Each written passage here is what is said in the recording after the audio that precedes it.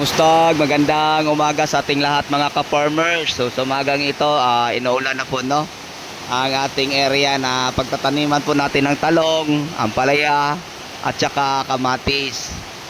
Kaya bless tayo sa umagang ito mga ka-farmers. Yung ako yung nagising sa umagang ito, hindi pa ako nakababa. So yun po ang bumalantad sa akin, yung ulan. Sana nga magtagal po ito no.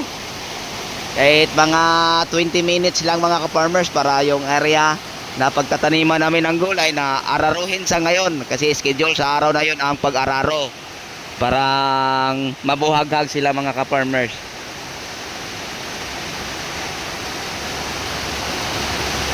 Ay, thank you Lord sa ulan. Kita nyo mga ka-farmers oh. Yan, kasi pag ganito mga ka-farmers no, dali o mabilis lang mabuhaghag ang lupa. And then ang lupa dito mga farmers, dahil sa sobrang init, mga 4 na buwan walang ulan, ay sobrang tigas. So kaya ngayon bless po tayo na inuulan. Sana nga magtagal no? Mga 5 minuto na. Sana makaabot pa ng mga kahit 10 to 15 minutes ba. Kahit ganito lang kalakas mga ka-farmers, okay na, tuwang-tuwa na ako. Kasi schedule ngayon sa pag-araro.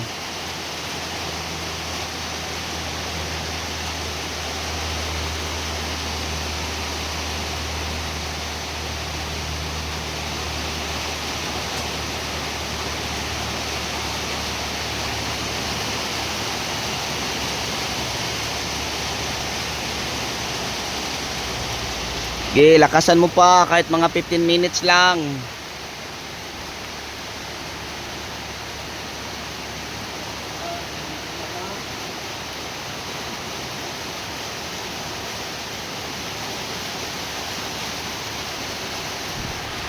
Sige, continue pa ang ulan.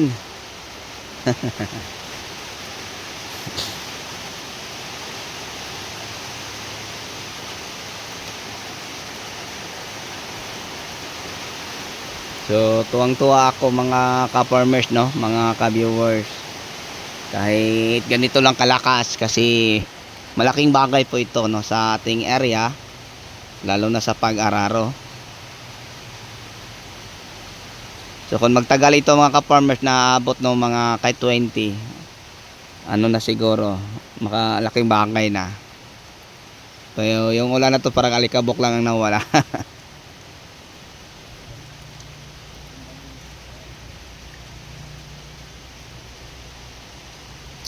Para lang sa damo kasi patay na ang mga damo. Yung dito lang sa harap ang buhay kasi palagi to namin nababasa sa tubig, ulan.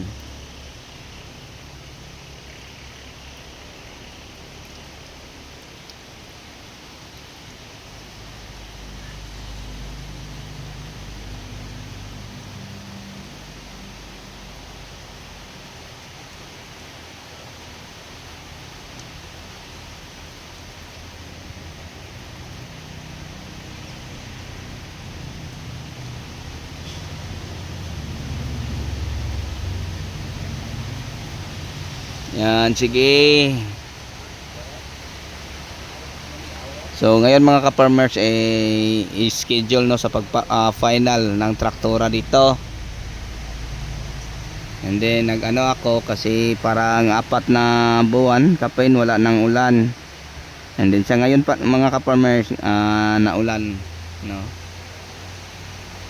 So kahit hindi masyadong malakas ang ulan, malaking bagay po ito para makakaano kasi sobrang maalikabok po.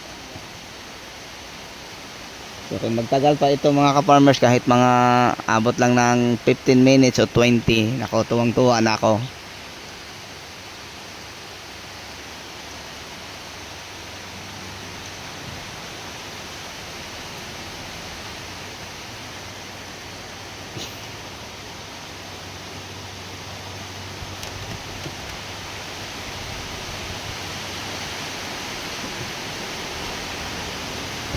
Ay, thank you.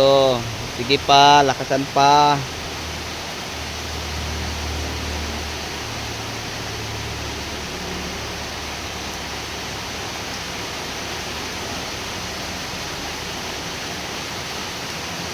Okay, thank you Lord. Excuse me. Thank you po sa ulan.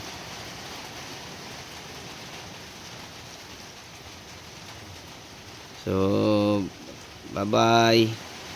Hanggang dito na lang po tayo mga ka-farmers.